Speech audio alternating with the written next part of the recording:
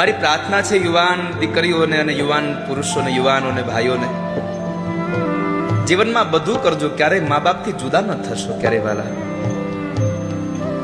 તમને ખબર છે મા બાપે આપણા પર કેટલા બધા સ્વપ્નાઓ સેવા હોય છે.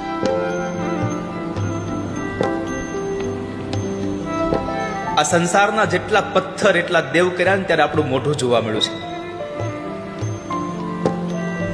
ક્યારેક તમે અનાથ આશ્રમમાં જઈને કોકને પૂછજો કે માં તત્વ શું છે.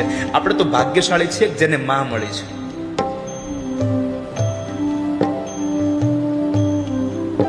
જન્મતાની સાથે જેની માને ખોઈ દીધી છે.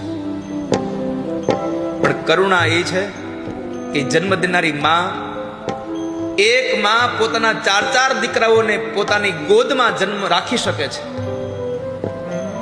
એક માં પોતાના ચાર દીકરાને પોતાના પેટમાં જગ્યા આપે છે, પણ એ ચાર દીકરાઓ પોતાની માને ફ્લેટમાં જગ્યા નથી આપતા.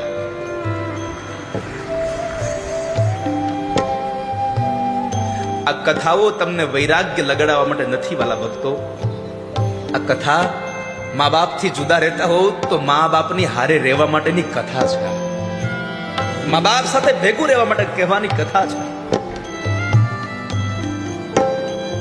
આ સંસારમાં ભગવાનને ભજશો તો મા બાપ નહીં મળે.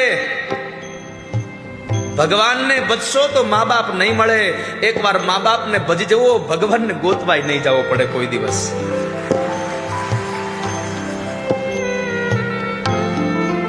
મા બાપના અંતરમાંથી એક આશીર્વાદ મળી જાય ને તો 33 કોટી દેવતાઓ પણ તમારું કાંઈ ન બગાડી શકે કોઈ દિવસ. એકવાર માનો આશીર્વાદ મળી જાય.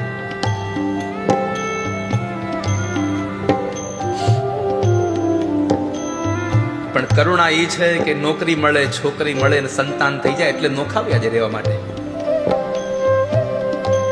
મારી યુવાન બહેનોને પ્રાર્થના છે કે જો તમારી ઈચ્છા હોય કે તમારી વૃદ્ધાવસ્થા આવે, તમારા લગ્ન થાય, તમારી વૃદ્ધાવસ્થા આવે ત્યારે તમારો દીકરો, તમારા દીકરાની પત્ની તમારી સાથે રહે, તમારી સેવા કરે, તો જિંદગીની નોટમાં એક વાક્ય લખી રાખજો કે તમારો પતિ પણ કોઈકનો દીકરો છે, એને એના મા બાપ ભેગો રહેવા દેજો. તમે જો તમારા પતિને તમારા સાસુ સસરા એટલે કે તમારા પતિના મા બાપ સાથે એને નહીં રહેવા દો તો તમારી આવનાર દીકરાની વહુ પણ તમારા દીકરાને તમારી ભેગી નહીં રહેવા દે, નહીં રહેવા દે, નહીં રહેવા દે કોઈ દિવસ. જેવું કરો એવું ભરો, એ ભાવના કદી ભૂલશો નહીં.